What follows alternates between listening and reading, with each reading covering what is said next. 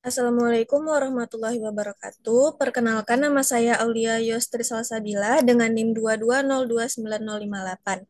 Di sini saya akan mempresentasikan proposal penelitian saya mengenai pengaruh penerapan model pembelajaran Discovery Learning terhadap hasil belajar peserta didik kelas 7 SMPN 13 Padang dengan dosen pengampu Profesor Dr. Yerizon MSI dan Ibu Sri Novia Martin, SPD, MPD.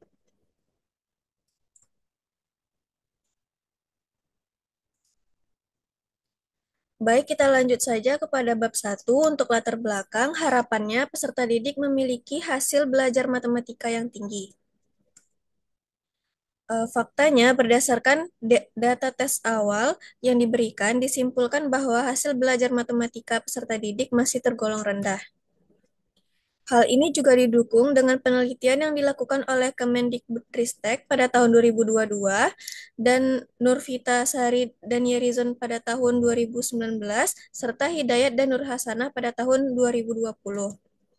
Penyebabnya yang pertama, penggunaan model pembelajaran yang kurang bervariasi. Yang kedua, peserta didik kurang tertarik untuk memperhatikan pelajaran yang diberikan guru dan tidak paham apa yang diajarkan guru. Yang ketiga, proses pembelajaran masih berpusat pada pendidik dan peserta didik kurang aktif dalam pembelajaran. Yang keempat, rendahnya minat peserta didik untuk bertanya pada guru. Akibatnya, yang pertama, siswa menjadi pasif dan cenderung menghafal daripada memahami konsep.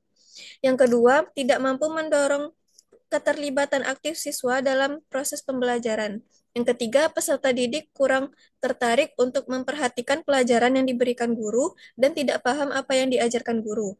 Yang keempat, peserta didik tersebut memperoleh hasil belajar yang rendah. Untuk solusinya, saya menerapkan model pembelajaran discovery learning. Lanjut pada identifikasi masalah. Yang pertama, hasil belajar peserta didik masih rendah. Yang kedua, pembelajaran masih berpusat pada guru, belum berpusat kepada peserta didik. Yang ketiga, rendahnya minat peserta didik untuk bertanya pada guru. Yang keempat, penggunaan pendekatan pembelajaran yang belum tepat. Lanjut pada batasan masalah. Masalah penelitian ini dibatasi pada rendahnya hasil belajar peserta didik kelas 7 SMPN 13 Padang. Lanjut pada rumusan masalah, apakah terdapat perbedaan hasil belajar peserta didik yang menggunakan model pembelajaran discovery learning dan peserta didik yang menggunakan model pembelajaran discovery learning pada peserta didik kelas 7 SMPN 13 Padang? Lanjut pada tujuan penelitian adalah untuk mengetahui apakah terdapat perbedaan hasil belajar matematika yang signifikan antara peserta didik yang diajarkan menggunakan model pembelajaran discovery learning dan peserta didik yang diajarkan menggunakan model pembelajaran konvensional pada peserta didik kelas 7 SMPN 13 Padang. Lanjut pada manfaat penelitian yang berguna bagi peneliti, bagi peserta didik, bagi pendidik, bagi kepala sekolah, serta bagi peneliti lainnya. Lanjut pada bab 2, pada kajian teori. Yang pertama ada pembelajaran matematika di sekolah menengah pertama. Yang kedua, model pembelajaran discovery learning.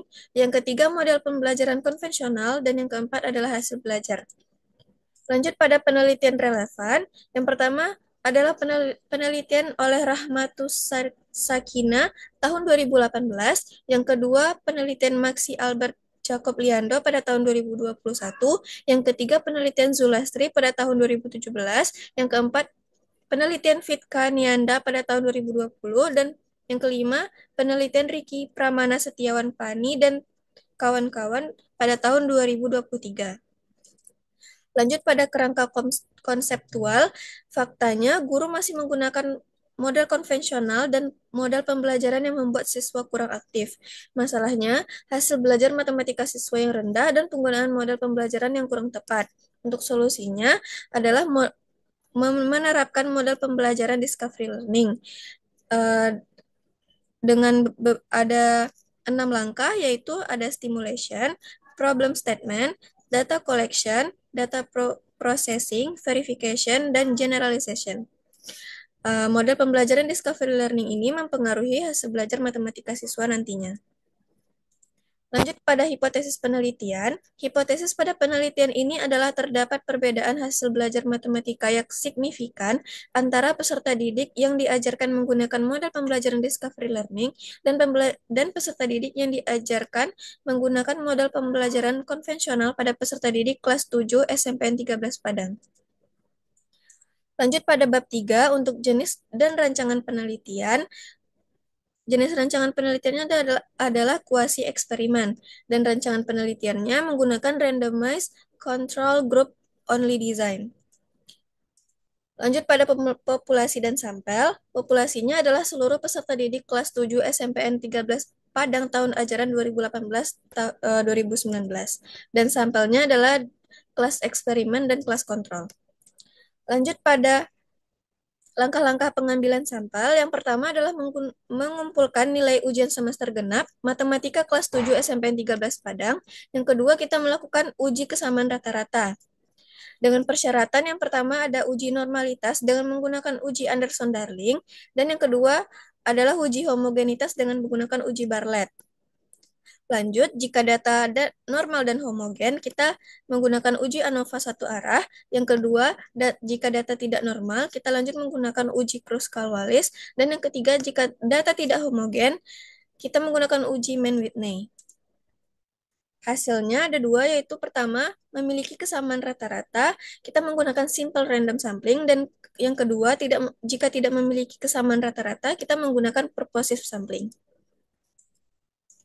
Untuk variabel dan data, variabelnya ada dua. Yang pertama, variabel bebas, penerapan model pembelajaran discovery learning, dan variabel terikatnya hasil belajar matematika peserta didik. Untuk datanya, yang pertama data primer adalah tes hasil belajar peserta didik saat proses penelitian dilakukan. Yang kedua, data sekunder adalah nilai ujian semester genap matematika peserta didik kelas 7 SMPN 13 Padang tahun pelajaran 2018-2019. Lanjut pada prosedur penelitian. Yang pertama adalah tahap persiapan, yang kedua tahap pelaksanaan, dan yang ketiga adalah tahap penyelesaian. Lanjut pada instrumen penilaian, tes hasil belajar. Yang pertama ada merumuskan kisi-kisi soal tes, yang kedua menyusun soal dan kunci jawaban, yang ketiga memvalidasi soal tes, yang keempat merevisi soal tes, yang kelima melakukan uji coba tes, dan yang terakhir adalah menganalisis hasil uji coba tes. Kita lanjut pada teknik analisis data, yaitu menganalisis hasil tes belajar matematika peserta didik. Dengan langkah-langkah sebagai berikut. Yang pertama, kita melakukan uji normalitas dengan menggunakan uji Anderson-Darling. Kita lanjut kepada uji homogenitas dengan menggunakan uji F. Lanjut pada uji hipotesis penelitian, terbagi menjadi 3. Jika data normal dan homogen, kita menggunakan uji T.